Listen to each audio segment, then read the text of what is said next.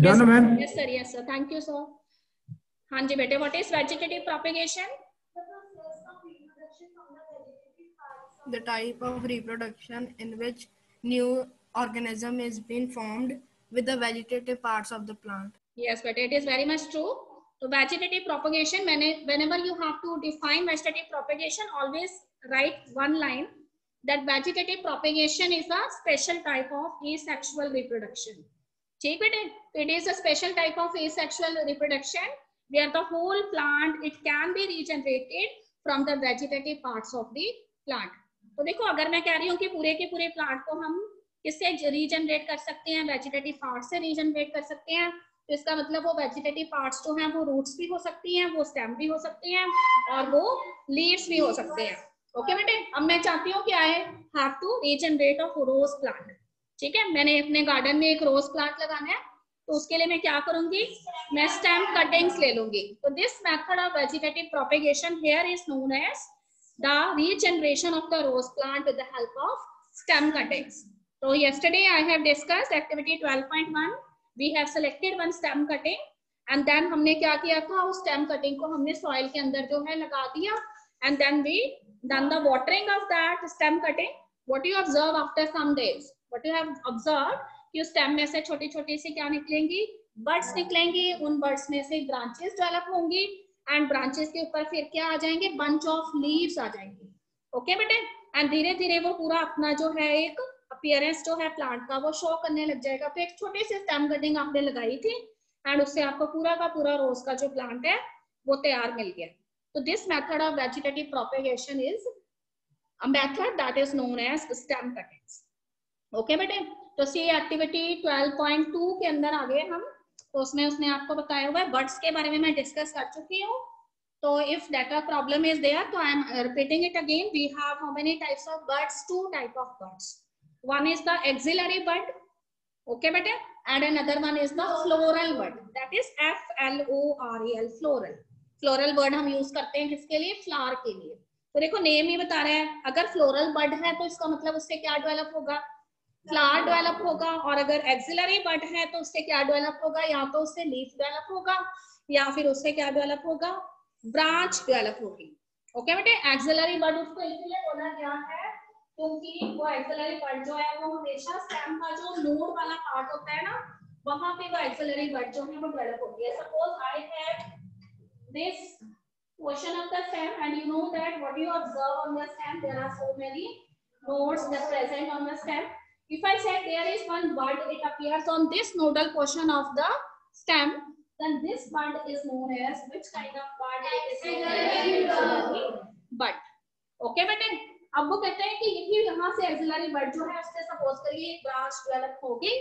अब मैं कहती हूँ कि इस ब्रांच के टिप पे भी एक बड लगी. ठीक है, अगर मैं कहती हूँ कि इस ब्रांच जो है उसके साइड पे बड लगी तो मुझे ऑब्वियस होता कि उस बड में से क्या डेवलप होते हैं, लीव्स डेवलप होते हैं. But that bud is not present at the axils, it is present at the terminal position. This means the leaf is not going to develop here. What is going to develop here? तो यहाँ पे flower develop होगा, तो इसलिए ये बड कैसी बड है, it is a floral. Okay बेटे, तो now we are on page number 134 and activity number 12.2. तो कहते हैं कि all of you have seen potatoes at your home. ठीक बेटे, सभी बच्चों ने पोटैटोस देखे हुए हैं. अब वो कहते हैं कि कई बार पोटैटोस के ऊपर आपको कुछ बर्ड्स नजर आती है, छोटी छोटी सी बर्ड्स नजर आती है. ठीक, तो अगर हम एक पोटैटो जो है उसको कुछ इस तरीके से ड्रॉ करते हैं तो उसके बाद वो कहते हैं कि पोटैटोस के उसके अंदर कुछ आपको इस तरह से स्टार्स नजर आती है. और अगर वो थोड़ा सा उसको एप्रोप्रिएट अमाउंट में मॉइस्चर मिले ना, तो यहाँ पे स्टार्स वाली जगह पे हमें क्या डेवलप होती हुई नजर आ जाती है, बर्ड्स डेवलप होते हुए नजर आ जाती है. Okay, बेटे, तो these scars of the potatoes, they are actually known as the eyes. They are known as eyes of potato. And these buds, which are present on these scars, which are actually known as eyes. ये जो buds होती है ना, वो इसकी reproductive units है. ठीक बेटे, आज तक क्या कोई स्टूडेंट जो है उसने अगर पोटैटोस लगाने हैं अपने गार्डन में या अपने फील्ड में, तो क्या हम मार्केट गए हैं कभी सीड लेने के लिए पोटैटोस के? नहीं गए. ठीक है, अगर कोई सीड मांगेगा ना तो फिर आगे से शॉपकीपर भी हैरान हो जाना है कि भी पोटैटो के सीड कौन से. तो how we can cultivate the potatoes in your field. Okay बेटे, हम क्या करते हैं, एक बड़ा सा पोटैटो ले लेते हैं एंड उसके हम क्या करते हैं 3 to 4 पीसेस कर लेते हैं। पर एक चीज याद रखिएगा कि पीसेस जो है वो हमने इस तरीके से करने हैं कि अगर पोटैटो में काफी सारे पीसेस करनी है तो हर एक पीस जो है ना उसके अंदर ये स्टार्स या आइज होनी चाहिए। ठीक बेटे, तो अगर मैंने देखिए इसके कितने पीसेस करनी है 1 2 3 4 5 एंड 6 पीसेस करनी है, पर हर एक पीस जो है उसके अंदर एक स्टार है और उस स्टार में क्या प्रेजेंट है, एक बर्ड प्रेजेंट है। तो दीज बर्ड्स, हाँ जी बेटे कोई बात नहीं, नो प्रॉब्लम। जब मैंने आपको बताया कि ये जो इसकी स्टार है या फिर इसकी जो आईज है, जब हम इसको सॉइल के अंदर डाल देंगे एंड उसकी क्या करेंगे, वाटरिंग करेंगे, तो ये बर्ड्स जो है वो मॉइस्चर से ही डेवलप होती हैं, तो अपने आप डेवलप हो जाएंगी and these are the reproductive units. तो इसी से हमारा पूरा का पूरा प्लांट जो है वो क्या हो जाना है, रीजनरेट हो जाना है। ठीक बेटे, अब इस पोटैटो के खूब सारे पीसेस कर लिए, बस ध्यान रखने की हर एक पीस के अंदर जो है इसकी आईज जरूर हो, और अगर उसमें बर्ड्स हैं तो ठीक है, नहीं है तब भी चलेगा। और उसके बाद एक एक पीस जो है उसको आपने क्या करना है, फील्ड के अंदर लगा देना है, उसकी वाटरिंग करनी है। व्हाट यू ऑब्जर्व क्वेश्चन है आइज वाला, वो यहाँ पे कैसे बिहेव करेगा एक ऐसा रिप्रोडक्टिव यूनिट, और धीरे धीरे उस पर्टिकुलर जो पीस ऑफ बर्ड थे या पीस ऑफ जो स्कार था पोटैटो का, उससे आपको क्या निकलते हुए नजर आएंगे, उससे आपको रूट्स भी निकलते हुए नजर आएंगे एंड उसी से आपको शूट भी डेवलप होते नजर आएंगे और शूट पे ब्रांचेस एंड ब्रांचेस पे क्या आ जाएंगे, लीव्स आ जाएंगे। तो एंटायर जो पोटैटो का प्लांट है वो आपको ग्रो करता हुआ नजर आएगा। ठीक बेटे, अब वो कहता है कि पोटैटो होता क्या है, तो अगर वो कहते हैं कि पोटैटोज जो है कभी हमने फील्ड के अंदर निकाले हैं ना, तो हम हमेशा सॉइल जो है उसके नीचे से पोटैटोज निकालते हैं। ठीक बेटे, तो पोटैटो जो है ना, it is a kind of A modified stem, it is a kind of A modified stem. So this means some of the portion of the stem it goes into the soil and later it start doing the function of storage of food। वैसे देखो stem का function food storage का नहीं है, ठीक है, किसका function है फूड स्टोरेज का बताइए। Leaves are known as the kitchen of the plant। तो लीव्स जो है वो हमेशा फोटोसिंथेसिस करते हैं, क्लास 3rd से हम पढ़ते हुए आ रहे हैं ईवीएस में। ओके बेटे, तो वो कहते हैं कि लीव्स जो है वही फूड बनाते हैं, पर यहाँ पे फूड जो है उसको मॉडिफाइड स्टेम। तो यहाँ पे वो कहते हैं कि पोटैटोज जो है उसको हमने किससे डेवलप किया है, उसकी आईज से डेवलप किया है पूरे के पूरे प्लांट को। तो this method of vegetative propagation which we see in potatoes, it is actually the development of the potato plant from the eyes। Okay बेटे, तो यहाँ पे देखिए नंबर 12.2 ध्यान से, आपको पोटैटो प्लांट्स जो है स्प्राउटिंग फ्रॉम एन आई, ठीक है, जहाँ पे उसकी आईज है ना जिसको मैंने स्टार बोला है, वहां पे डेवलप हुई है, बर्ड्स थोड़ी सी बड़ी हो गई हैं और उस पर थोड़े लीफ डेवलप होने लग गए हैं। आप रूट एंड शूट्स का कैसे पता लगाएंगे, the portion of the plant that is growing in downward direction it develops into the root and the portion of the plant that is growing in upward direction that scar it later develops into the। ठीक है, तो सारी चीजें soil के नीचे हो रही है ना, इसलिए तुम्हें रूट तो नजर नहीं आएंगे, तुम्हें सिर्फ क्या नजर आएगा ऊपर की तरफ एक मिनिएचर प्लांट नजर आएगा, शूट डेवलप होगी और उसमें से आगे लीव्स डेवलप होते हुए नजर आएंगे। ओके बेटे, तो ये हो गया हमारा पोटैटोज का। उसके बाद देखिए आपको बताया हुआ है उसने कि अगर आपने फील्ड में क्या लगाना है, जिंजर लगाना है। जिंजर क्या होता है जी, अदरक होता है। ठीक बेटे, तो मेथड सेम रहेगा यहाँ पे भी, चाहे आप जिंजर लगा रहे हो चाहे आप टर्मरिक लगा रहे हो। ठीक है, टर्मरिक हल्दी होती है, सभी बच्चों ने देखी हुई है, तो उस केस में वो कहता है कि टर्मरिक, और अगर आप जिंजर की बात कर रहे हो तो उसमें भी मेथड जो आपको स्प्राउटिंग ही होता है। तो स्प्राउटिंग ऑफ बर्ड्स जो है वो यहाँ पे मेथड है किसका, वेजिटेटिव प्रोपेगेशन का। ओके बेटे, अब मैं पैराग्राफ ब्रायोफाइलम वाले पैराग्राफ पे हूँ, तो देखिए यहाँ पर आपको उसमें बताया हुआ है कि Bryophyllum is a kind of a natural beads. Beads क्या होते हैं, कई बार आपके गार्डन के अंदर कुछ अनवांटेड प्लांट्स जो है वो आपके मेन प्लांट के साथ ग्रो कर जाते हैं, जिनको आपने नहीं लगाया होता पर वो आपके गार्डन में अपने आप ही आ गए हैं। ओके बेटे, तो इसी तरह का एक जो है आपके गार्डन में देखे जाने वाला प्लांट है जिसको हम ब्रायोफाइलम कहते हैं। And in your common language या फिर आप अपने पेरेंट्स के साथ डिस्कस करेंगे तो ब्रायोफाइलम वर्ड वो नहीं जानते होंगे, पर जब आप उसके लिए वर्ड यूज करेंगे पत्थर चट, वो जानते हैं। ठीक है, एलोवेरा सभी बच्चों ने देखा हुआ है, उसी तरह से बेटे पत्थर चट जो है वो भी उसी तरह का एक नेचुरल वीड होता है, उसके लीव्स काफी ब्रॉड होती है। अब उसके लीव्स को अगर आप ध्यान से देखेंगे तो what you have observed on the leaves, leaves जो है वो काफी ब्रॉड है, मतलब काफी चौड़े हैं उसके। तो देखो इस तरह से हमें उसके लीव नजर आ रहे हैं, ठीक बेटे, ऐसे मार्जिनल लीव्स होते हैं इस तरह के, काफी ब्रॉड होंगे। और देखो जो उसके मार्जिन है ना वहां पर ये इसके मार्जिन हैं, तो यहाँ पे आपको क्या नजर आएंगे, इस तरह से कुछ लीफी बड्स नजर आएंगे, छोटे छोटे से लीफ यहाँ पे मार्जिन के ऊपर डेवलप होते हुए आपको नजर आते हैं, ठीक है।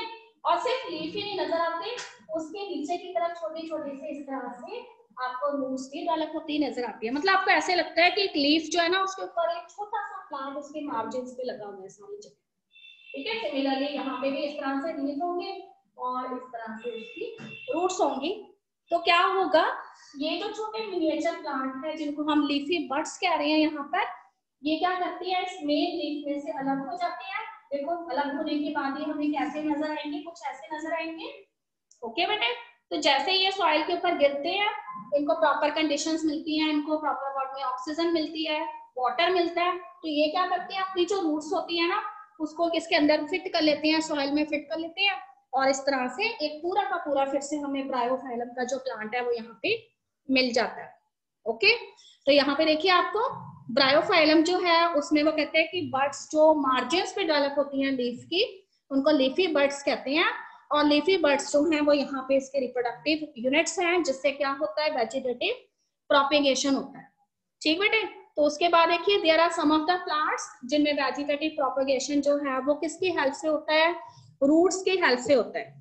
तो यहाँ तक देखो पोटैटो की अगर मैंने बात की है, अगर मैंने टर्मरिक की बात की है, यहाँ से अगर मैंने जिंजर की बात की है, तो आप कहोगे कि उसके अंदर जो पोटैटो था, टर्मरिक था और जो जिंजर था उसके अंदर स्टेम का रोल था, ठीक बेटे। वेजिटेटिव प्रोपेगेशन बाय स्टेम का एग्जांपल है ना ये। और अगर मैं कहती हूँ कि हमें एग्जांपल देना है वेजिटेटिव प्रोपेगेशन बाय रूट्स में, तो उसके अंदर हमारे पास स्वीट पोटैटो आ जाता है एंड डेलिया आ जाता है। Dahlia is a kind of a flower, एक बहुत ही ब्यूटीफुल फ्लावर होता है, ठीक। गूगल पे जाके सर्च करेंगे, देखेंगे इमेजेस में जाके कि कैसा दिखता है फ्लावर। अच्छा जी, और स्वीट पोटैटो क्या है जी, स्वीट पोटैटो शकरकंदी है, शकरकंदी है, ठीक है। आलू जैसी होती है थोड़ी थोड़ी, पर आलू उतना टेस्टी नहीं होता खाने में जितनी शकरकंदी टेस्टी होती है। तो मोस्टली जो है इस मौसम में, विंटर सीजन में भी कई बार शकरकंदी आप खाते हो रोड साइड पे खड़े होके, ठीक है। वो टेस्टी से बना के खिलाता है आपको, हाँ जी बेटे, that comes under the modified roots, ठीक है। रेडिश जो है ना वो भी रूट जो है उसका मॉडिफाइड रूट का ही एग्जांपल है, कैरेट भी उसी का ही एग्जांपल है, ठीक। पर अगर हमने यहाँ पे एग्जैक्टली हम वेजिटेटिव प्रोपेगेशन की बात कर रहे हैं, हम मॉडिफाइड रूट्स या स्टेम्स की नहीं बात कर रहे हैं, तो स्वीट पोटैटो इसका हम एग्जांपल देंगे, ठीक बेटे। इसमें भी वही चीज है, देखो रूट का फंक्शन आपको मालूम है, what is the main function of the root. देखो अगर मैं गिव की जगह पे वर्ड यूज करूं कि to absorb water and minerals for the plant, तो ये ज्यादा करेक्ट होगा ना, ठीक है। सॉइल में से रूट्स क्या करती हैं, वाटर एंड मिनरल्स जो है वो एब्जॉर्ब करती हैं, and later on they transport that water and minerals to the other parts of the plant like stem, और stem जो है वो बाकी plants को क्या करता है, plant parts को distribute करता है, ओके बेटे। तो यहाँ पे वो कहता है कि अगर वेजिटेटिव प्रोपेगेशन रूट्स के जरिए हो रही है, रूट्स जो है उससे पूरा का पूरा प्लांट रीजनरेट हो रहा है, तो उसमें हमारे पास डेलिया आ जाएगा और हमारे पास स्वीट पोटैटोज आ जाएंगे, ओके बेटे। अब देखिए उसने नीचे आपको कैक्टस के बारे में बताया हुआ है कि plants such as cactus produce new plants when their parts get detached from the main plant body and each detached part can grow into a new plant, ठीक है, वेरी इजी। तो कैक्टस जो है it is generally kind of a plant which you mostly see in the desert ecosystem, ठीक बेटे। और cactus के अंदर जो आपको ग्रीन उसके स्ट्रक्चर्स नजर आते हैं, जिसको आप लीफ कह रहे होते हैं, वो एक्चुअली उसकी लीफ नहीं होते, वो क्या होते हैं, उसके मॉडिफाइड स्टेम होता है, ठीक बेटे। बताइए अब उस कैक्टस के ऊपर लीफ कौन से होते होंगे फिर, या उसके लीफ है ही नहीं, हाँ उसके ऊपर छोटे छोटे से instead of thorn you have to use the term spines, okay बेटे। देखो कैक्टस हमें कैसा नजर आएगा, अपने स्कूल में इतना बड़ा वाला कैक्टस नहीं है, वो दूसरा कैक्टस है, तो कुछ इस तरह से कैक्टस होता है और उसके ऊपर इस तरह से आपको स्पाइंस नजर आते हैं, ठीक बेटे। तो ये इसके जो स्पाइंस होते हैं ना वो एक्चुअली इसके क्या है, लीव्स है, और जो आपको ग्रीन एक्सपेंडेड पोर्शन नजर आ रहा है वो इसका क्या है, स्टेम है। तो कहते हैं कि बहुत सिंपल मेथड है कैक्टस के अंदर वेजिटेटिव प्रोपेगेशन का, कि ये जो पूरा का पूरा प्लांट है ना, उसका कोई भी जो पार्ट है उसने क्या करना है, उस प्लांट से अलग हो जाना है। सपोज करिए इतना पोर्शन इस कैक्टस का अलग हो गया इसमें से, और ये डिटैच पोर्शन जो है वो यहाँ पे सॉइल जो है उसमें अपने आप ही जाके अटैच हो जाता है, इसको मॉइस्चर मिलता है, इसको प्रॉपर अमाउंट में ऑक्सीजन मिलती है, तो ये इजीली क्या करेगा, पूरा एक एंटायर प्लांट जो है कैक्टस का उसको क्या कर देगा, डेवलप कर देगा। तो what is the method of vegetative propagation in case of cactus? That the portion of the plant that gets detached from the main plant, when it attaches itself to the soil substratum and get enough amount of oxygen as well as moisture, it later develops the whole plant. Okay बेटे, तो अब तक हम कितने तरह का vegetative propagation पढ़ चुके हैं। Vegetative propagation in case of rose by stem cuttings, alright. फिर हम पढ़ चुके हैं vegetative propagation by the method of sprouting of birds in case of potatoes, turmeric and ginger. And third one हम पढ़ चुके हैं vegetative propagation with the help of roots in case of sweet potatoes and dahlia. Dahlia is a kind of a flower. Okay बेटे, and then vegetative propagation by leafy buds that are present on the margins of bryophyllum, which is also known as पत्थर चट। ठीक है, पत्थर चट उसे इसलिए कहते हैं कि जैसे वो जमीन को टच करते हैं ना वैसे ही और ग्रो होता है। तो अगर तुमने गार्डन में तुम्हारे एक ब्रायोफाइलम प्रेजेंट है ना, तो विद इन 1 to 2 days में ही पूरा का पूरा गार्डन सिर्फ और सिर्फ ब्रायोफाइलम से ही भर जाएगा। तो फिर क्या करेंगे, अब रिमूव करना पड़ेगा, इतने सारे ब्रायोफाइलम थोड़ी चाहिए थे। ठीक बेटे, so it is the vegetative propagation that helps with the help of leafy buds that dwells on the margins of the bryophyllum leaf, and vegetative propagation by roots अगर हमने देना है तो उसमें sweet potatoes and dahlias आ जाएगा। यहाँ तक clear है? अगर आपसे पूछा जाता है कि vegetative propagation कैक्टस में कैसे हुआ था, तो सभी बच्चों को मालूम है कि वेजिटेटिव प्रोपेगेशन कैक्टस में कैसे होना है। कैक्टस का कोई भी पार्ट जो है वो मेन प्लांट से अलग हो जाएगा, and the detach part when it attaches itself with the soil and get appropriate conditions, then the entire plant it regenerates. Okay bete, so I have used one line that vegetative propagation is a specialized type of asexual reproduction, and you have also given me one definition in the beginning of the chapter that asexual reproduction is a type of reproduction in which seeds are not formed. यही बोला था ना सभी ने कि इसके अंदर seed नहीं बनते, और सीड किसके अंदर बनते हैं, सिर्फ सेक्सुअल रिप्रोडक्शन में बनते हैं। ओके बेटे, अब सोचिए कि इसके अंदर सीड बन रहे हैं क्या किसी के अंदर भी, हमने जो है स्टम कटिंग से पूरा प्लांट बना लिया, कहीं सीड बने हैं, नहीं बने हैं। ठीक बेटे, उसी तरह से रूट से हमने पूरा प्लांट और कर लिया, अपने लीफी बर्ड से पूरा प्लांट हमें मिल गया है, कहीं पे भी सीड्स का डेवलपमेंट नहीं हुआ है। इसीलिए वेजिटेटिव प्रोपेगेशन जो है वो एसेक्सुअल रिप्रोडक्शन का ही एक टाइप है। ओके बेटे, तो ऑलवेज रिमेंबर जब भी सीड बनेंगे ना तो मेथड कौन सा होगा, हमेशा सेक्सुअल मेथड होगा। और एक चीज मैंने आपको और बताई थी कि एसेक्सुअल मेथड जो है उसमें पेरेंट जो होता है वो सिंगल होता है, और सिंगल पेरेंट से ही पूरा प्लांट डेवलप होता है, या फिर उसके पार्ट से प्लांट डेवलप होता है। जैसे कि यहाँ पर हमने स्टेम में से पूरा प्लांट बना लिया, रूट्स में से बना लिया, लीव्स में से बना लिया है। ठीक बेटे, एंड किसी भी पोर्शन से आप प्लांट जो है उसको डेवलप कर सकते हैं, जैसे हमने कैक्टस में किया। तो ये सारे जो हैं वो एसेक्सुअल मेथड को यहाँ पे डेजिग्नेट करते हैं। और सेक्सुअल मेथड की खास बात ये है कि सेक्सुअल मेथड में always what is the special thing that in sexual method of reproduction not one parent is involve. How many parents are involve? 2 parents are involve, one is the male parent and other is the female parent. Okay बेटे, अब हम बात यहाँ पे humans की नहीं कर रहे हैं, हम बात किसकी कर रहे हैं, प्लांट्स की कर रहे हैं। तो प्लांट्स में फ्लावर जो है वो रिप्रोडक्टिव पार्ट है, और उसमें मेल सेक्स ऑर्गन्स जो हैं वो स्टेमन्स हैं, और फीमेल सेक्स ऑर्गन कौन से हैं, पिस्टल हैं या फिर कार्पल हैं। ओके बेटे, तो देखो फ्लावर के अंदर ही मेल एंड फीमेल जो है वो दोनों प्रेजेंट होते हैं, मेल सेक्स ऑर्गन भी फीमेल सेक्स ऑर्गन भी। तो ऐसे फ्लावर्स जिसके अंदर male sex organ and female sex organ एक ही फ्लावर के अंदर प्रेजेंट है। ठीक बेटे, एंथर भी प्रेजेंट है, या कह सकते हो स्टेमन भी प्रेजेंट है, एंड दूसरी तरफ उसके अंदर कार्पल या पिस्टल भी प्रेजेंट है। तो इस तरह के भी फ्लावर्स हो सकते हैं, पर कुछ फ्लावर ऐसे हो सकते हैं जिसमें सिर्फ और सिर्फ स्टेमन प्रेजेंट है, यानी मेल सेक्स ऑर्गन प्रेजेंट है, और कुछ फ्लावर ऐसे हैं जिसमें सिर्फ और सिर्फ फीमेल सेक्स ऑर्गन प्रेजेंट है, यानी क्या प्रेजेंट है, पिस्टल प्रेजेंट है। तो बस बहुत इजी है उनके नेम याद रखना कि अगर सिर्फ स्टेमन प्रेजेंट है तो फ्लावर का नेम है स्टैमिनेट फ्लावर, और अगर सिर्फ पिस्टल प्रेजेंट है तो फ्लावर का क्या नेम है भावना? पिस्टल प्रेजेंट है तो फ्लावर का नेम है पिस्टिलेट फ्लावर, अगर स्टेमन प्रेजेंट है तो फ्लावर का नेम है स्टैमिनेट फ्लावर, ठीक है। S for stamen, S for staminate, P for pistil and P for pistillate. Okay बेटे, चलिए आगे चलते हैं। अब हम जसमेलन क्या हुआ, बहुत दिनों बाद स्कूल पहुंचे, थक गए हैं। ओके बेटे, there is one another type of asexual reproduction and that is known as budding. Okay बेटे, as the name itself indicate, budding means formation of so many buds. ठीक, अब यहाँ पे देखिए बर्ड्स जो है उसके लिए आपको एक उसने छोटी सी एक्टिविटी दी हुई है और एक यहाँ पे ऑर्गेनिज्म का नेम आपको बताया। There is one organism and its name is yeast. तो yeast is a kind of a fungus. Okay बेटे, yeast is a kind of a fungus. Where you have observed the fungus, तो आपको छोटी classes के अंदर जो भी teacher पढ़ाते थे उन्होंने आपको एक एक्सपेरिमेंट कराया था। एंड एक्सपेरिमेंट इज कि you have a tiffin box and a slice of bread that is lying in that tiffin box. ठीक है, what you have to do, you take the tiffin box in your hand and put one bread slice in that tiffin box, sprinkle some of the water drops over it. ठीक, और उसके बाद हम उसको क्या करते हैं, बंद कर देते हैं और 3-4 दिन के लिए हम उसको छोड़ देंगे।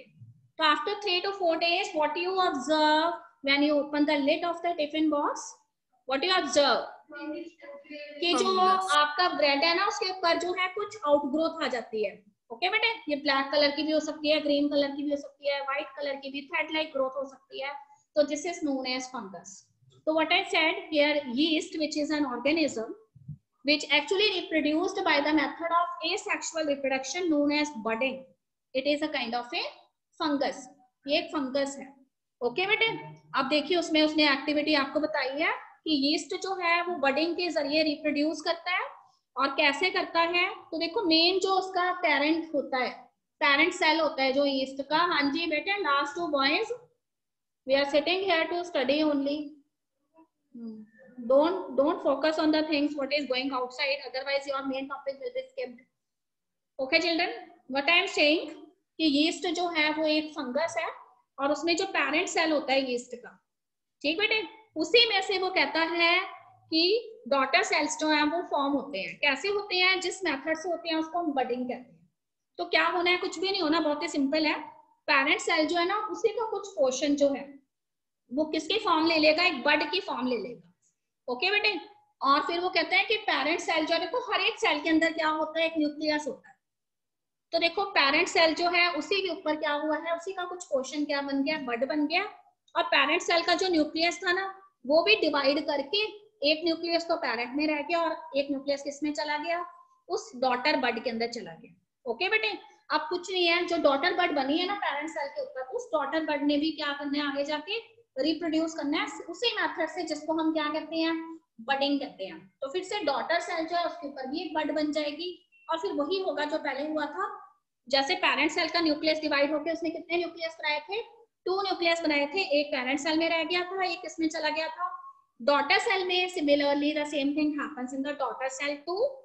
तो डॉटर सेल जो है उसके ऊपर एक न्यू बड आ गई, डॉटर सेल का भी न्यूक्लियस डिवाइड किया, एक न्यूक्लियस किसमें रह गया, डॉटर सेल में, और एक जो न्यू डॉटर सेल बनी है उसके अंदर चला गया। तो ऐसे चेन ऑफ बर्ड्स आपको नजर आ जाएंगे। ठीक है, अब देखने से देखो बर्ड्स हमें कैसे नजर आएंगे, मैं आपको बताती हूँ। तो उस केस में आपको जो है वो कहते हैं कि अगर यीस्ट जो है उसका आप रिप्रोडक्शन देखते हो तो if this is the parent cell, okay बेटा, somewhat oval in shape and this is the nucleus of that parent cell, what happened, a small outgrowth develops at the tip of this parent cell. Now what happened, ये जो ball present है ना दोनों के बीच में, ये यहाँ से डिसॉल्व हो जाती है। देखो एक न्यूक्लियस था पेरेंट सेल का, अब ये न्यूक्लियस क्या करेगा, डिवाइड करेगा कुछ इस तरीके से, ऐसे करके डिवाइड कर रहा है। ये मैंने आपको डिवाइड करते हुए दिखाया न्यूक्लियस। अब जब ये डिवाइड कर गया है उसके बाद देखो एक न्यूक्लियस जो है वो यहाँ पे रह जाएगा, एक न्यूक्लियस यहाँ चला गया। ओके बेटे, जो बॉल यहाँ से डिसॉल्व हुई थी ना फिर से डेवलप हो जाएगी। तो this is the first daughter cell. अब फर्स्ट डॉटर सेल जो है उसके फिर से वॉल डिसॉल्व होगी, उसके ऊपर भी एक छोटी सी बड आ गई इस तरीके से, और इसका जो न्यूक्लियस है वो भी डिवाइड किया, एक न्यूक्लियस इसमें चला गया, एक उसमें चला गया। और लास्ट में वो कहते हैं कि इस तरीके से आपको सो मेनी बर्ड्स जो है वो यहाँ पे इसके ऊपर क्या होती हुई नजर आ जाएंगी, डेवलप होती हुई नजर आ जाएंगी. So this method in this so many yeast cells they are attached with itself in the form of a chain of buds. This method is known as budding. It is known as budding. Okay better, this is clear to all of you? Yes, any question यहाँ तक? तो देखिए activity 12.2 को एक बार देखेंगे कि आपने yeast जो है उसके बारे में कहाँ पे सुना है. दही में यीस्ट कैसे हो जाएगा, फिर लैक्टोबैसिलस कहाँ जाएगा, दही में नहीं हो सकता बेटे. ठीक है, एक चीज बताते हैं, सभी बच्चों को मालूम है कि कर्ड के अंदर नहीं होगा, पर हमें कई बार हमारा मूड चेंज हो जाता है एंड हमने जो हर रोज का रूटीन वाला खाना होता है वो हम खाना नहीं चाहते. ठीक है, मन कर रहा है कुछ नया खाने का, जैसे इडली खानी है आज, डोसा खाना है या केक बनाना है. ठीक, एंड ये सारी चीजें जो है ना उसमें एक चीज कॉमन है कि चाहे इडली बना रहे हो, चाहे डोसा बना रहे हो, चाहे आप केक बना रहे हो, चाहे आप पेस्ट्री बना रहे हो, उसमें फ्लफीनेस होती है. ठीक है बेटे, एक फ्लफीनेस होती है, थोड़ा सा वो चीज क्या करती है, स्वेल कर जाती है. तो आप क्या करते हैं, यीस्ट फंगस जो है उसके स्पोर्स हमें मार्केट में अवेलेबल होते हैं सैशे की फॉर्म में. ओके बेटे, थोड़ा सा वार्म वाटर लेना है और उसके अंदर जो है उन स्पोर्स को आपने क्या करना है, डिसॉल्व कर देना है और उसके बाद वो एक्टिवेट हो जाएंगे और एक्टिवेट होने के बाद उनमें क्या होने लग जाता है, रिप्रोडक्शन स्टार्ट होने लग जाता है. तो अब आपने क्या करना है, एक छोटी सी स्लाइड लेनी है, उसके ऊपर एक ड्रॉप जो है उस पर्टिकुलर वाटर का लेना है और उसको माइक्रोस्कोप में देखेंगे तो आपको ये सारी चीजें यहाँ पे नजर आने वाली है. ठीक है, पहले सिर्फ एक सिंगल सेल था, जैसे इसको प्रॉपर कंडीशंस मिली उसमें बडिंग होने लगी, आपको चेन ऑफ बड्स जो है वो डेवलप होते हुए नजर आ जाएंगी. तो this is known as budding in yeast. ठीक है, हिलना नहीं है किसी भी स्टूडेंट ने, ध्यान से सुनिए. हमने क्या किया, कोई भी केक जो है वो बनाना चाहते हो तो उस केस में वो कहते हैं कि आप यीस्ट के स्पोर्स मार्केट से लेकर आएंगे और उसके बाद थोड़ा सा एक कंटेनर लेकर उसमें वार्म वाटर डालेंगे और वो जो स्पोर्स है ना पाउडर की फॉर्म में होते हैं उसको आपने उसमें अच्छे से मिक्स कर लेना है, एक सॉल्यूशन तैयार हो जाएगी और उसके बाद उसको हमने 1 ड्रॉप जो है उसको ऑब्जर्व करना है. तो आप माइक्रोस्कोप में देखोगे तो आपको उसके अंदर बडिंग होते हुए नजर आएगी. ओके बेटे, this is clear to all of you. तो आज सारे स्टूडेंट जो है वो पेज नंबर 135 में जहाँ पे यीस्ट बडिंग दिया हुआ है उसको रीड कर लेंगे एंड कल बिल्कुल फ्रेश माइंड से आएंगे. जब क्वेश्चन पूछे जाएंगे बच्चों से तो सब बच्चों को आंसर्स आते होने चाहिए. कल का मतलब है व्हाटएवर जो भी हमारा न्यू वर्किंग डे होगा उसमें.